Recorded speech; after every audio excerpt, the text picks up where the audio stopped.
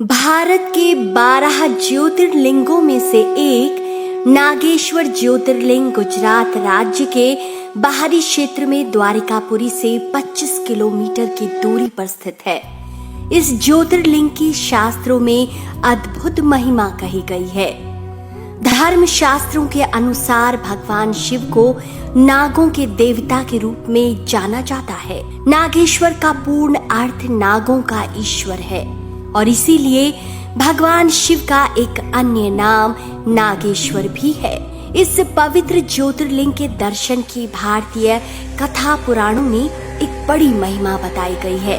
माना जाता है कि जो भक्त इस मंदिर में बैठकर श्रद्धा पूर्वक महात्म्य की कथा सुनता है उसके पाप धुल जाते हैं।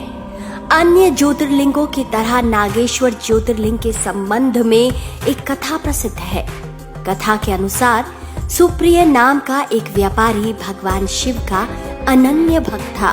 उसके बारे में ऐसा माना जाता था कि वह बहुत ही ज्यादा धर्मात्मा सदाचारी था। उसकी इस भक्ति और सदाचारिता से एक बार दारुक नाम का राक्षस नाराज हो गया। राक्षस प्रवृत्ति का होने के कारण उसे भगवान शिव जरा भी अच्छे नहीं लगते थे। इसलिए वह ऐसे अवसरों की तलाश करता था जिससे वह सुप्रिय को नुकसान पहुंचा सके। एक दिन जब वह नौका पर सवार होकर समुद्र के जलमार्ग से जा रहा था, उस समय दारुक ने उस पर आक्रमण कर दिया। राक्षस दारुक ने नाव पर सवार सभी लोगों सहित सुप्रिय का अपहरण कर लिया और अपनी पुरी में ले जाकर उसे बंदी बना लिया। जैसा कि सुप्रिय शिवजी का अनन्य भक्त था, इसलिए वह हमेशा शिवजी की आराधना में तन्मय रहता था। ऐसे में कारागार में भी उसकी आराधना बंद नहीं हुई और उसने अपने अन्य साथियों को भी शंकर जी की आराधना के प्रति जागरूक कर दिया। वे सभी शिव भक्त बन गए। कारागार में शिव भक्त का ही बोलबाला हो गया। जब इसकी सूचना राक्षस दारुक को मिली तो वह क्रोध में उबल उठा। वह व्यापारी के पास कारागार में पहुंचा। व्यापारी उस समय पूजा और ध्यान में मग्न था। राक्षस ने उसी ध्यान मुद्रा में उस पर क्रोध करना प्रारंभ कर दिया, लेकिन इसका असर सुप्रिय पर नहीं पड़ा। तंग आकर राक्षस ने अपने अनुचरों से कहा कि वे व्यापारी को मार डालें। यह आदेश भी व्यापारी को विचलित न कर सका।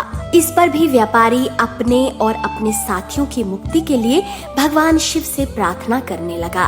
उसकी भक्ति से प्रसन्न होकर भगवान शिव उसी कारागार में एक ज्योतिर्लिंग रूप में प्रकट हुए। भगवान शिव ने व्यापारी को पाशुपत अस्त्र दिया ताकि वह अपनी रक्षा कर सके। इस अस्त्र से सुप्रिय ने राक्षस दारुक तथा उसके अनुचरों का वध कर दिया।